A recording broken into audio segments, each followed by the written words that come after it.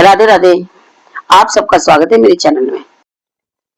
आज हम पुरुषोत्तम मास का 15वां अध्याय सुनेंगे। बोलो विष्णु भगवान की जय।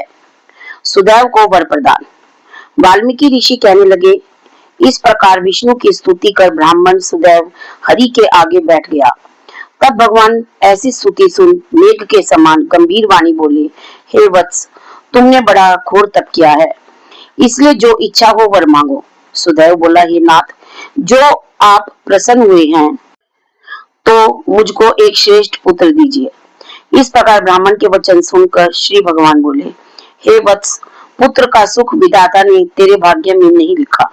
मैंने तेरे भाग पट्ट के सब अक्षर देखे हैं, परंतु उनमें 7 जन्मों में भी तुझे बेटे का सुख नहीं है।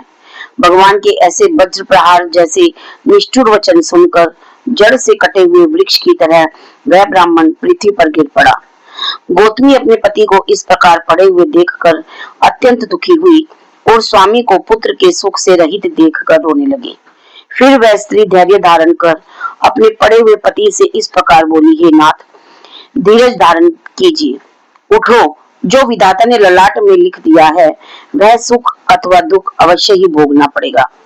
इस प्रकार उस स्त्री के तीव्र शोक से युक्त वचन सुनकर उत्पन्न दुख से कांपता हुआ गरुड़ विष्णु भगवान से कहने लगा, हे हरे, आप इस शोक सागर में डूबी हुई ब्राह्मणी को देखिए और गिरते हुए आंसुओं से व्याकुल ब्राह्मण को देखिए। हे दीनबंधो, आपकी भक्तों के दुखों को न सहने वाली दया कहाँ गई? श्री नारायण बोले, इस प्रकार गरुड़ से अमृत समान वचन बोले, हे गरुड़, इस ब्राह्मण को एक मनोगत पुत्र शीघ्र दूंगा।